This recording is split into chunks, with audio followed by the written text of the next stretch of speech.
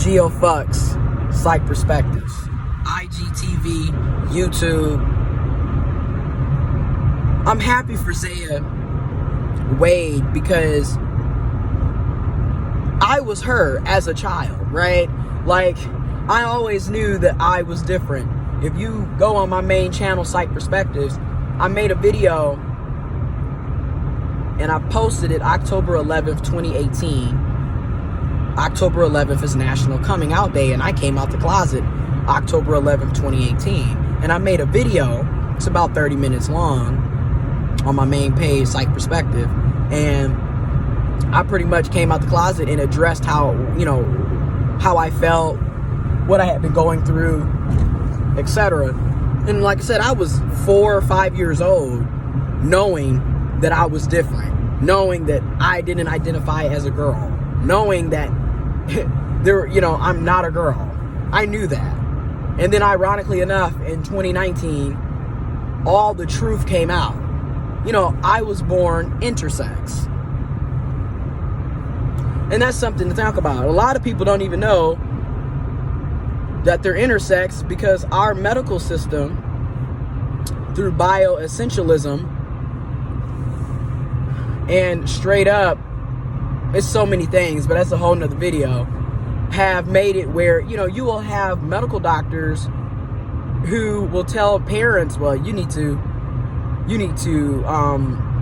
pretty much botch your child because they're intersex, right? And their genitals are this way or that way, and they will come up and be like, we're gonna just plan your child's life and do all these medical procedures to them without the child's consent, and the parents are the ones making decisions that ultimately are going to impact the child's life, like in my case. And and then especially in, I'm not even gonna go there, but in the black community, it's we have parents, like I said, who they have your medical records. You don't even have your medical records. A lot of us don't even get our medical records until we're 18 plus.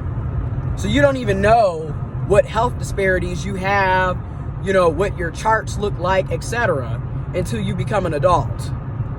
So I'm very happy for Zaya because Zaya and so many other young people now have the opportunity to be themselves earlier, sooner, before puberty hits.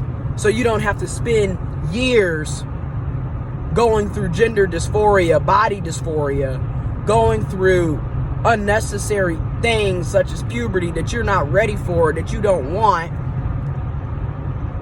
living in a transphobic household or a homophobic household where you're not receiving the love and support that you deserve. I had to wait to be 26 to start my transition process. So I'm happy for Zaya because at 12, she gets to be herself.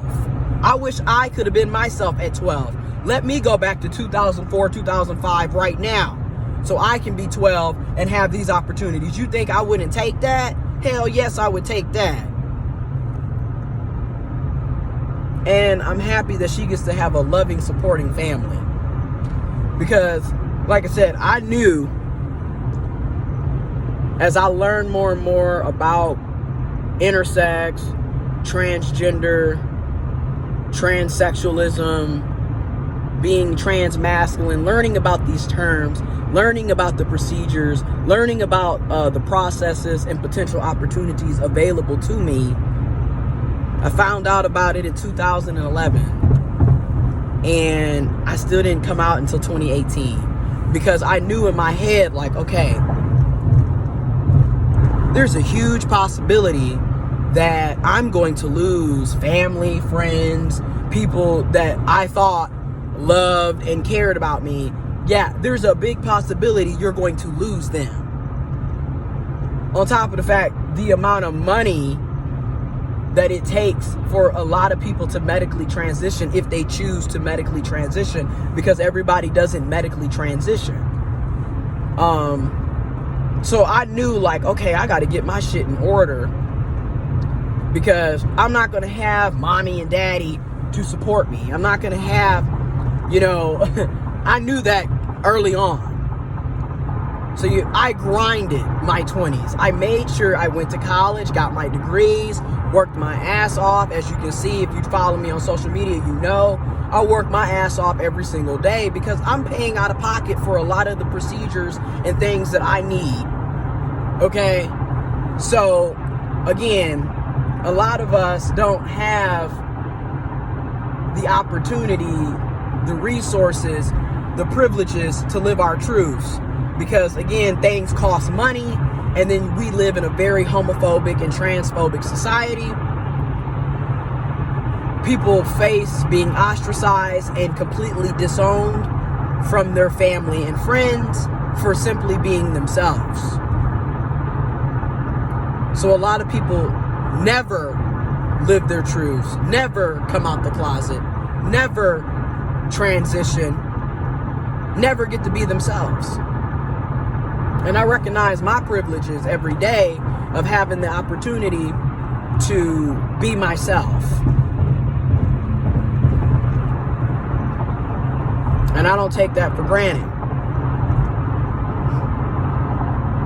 So again, I'm happy for Zaya, and that's real.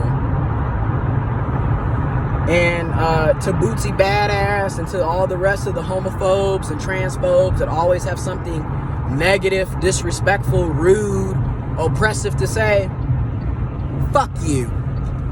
Because in the meantime, you wanted everybody to support your bitch ass when you came out of prison, when you came out of jail, when you wanted us all to stand up and salute. Oh, they keeping a black man down. But then when other black people choose to live their lives, choose to be free in their lives, you got something negative to say about it? The pot calling the kettle black, ain't it, Bootsy? You a grown-ass man calling yourself Bootsy Badass, though.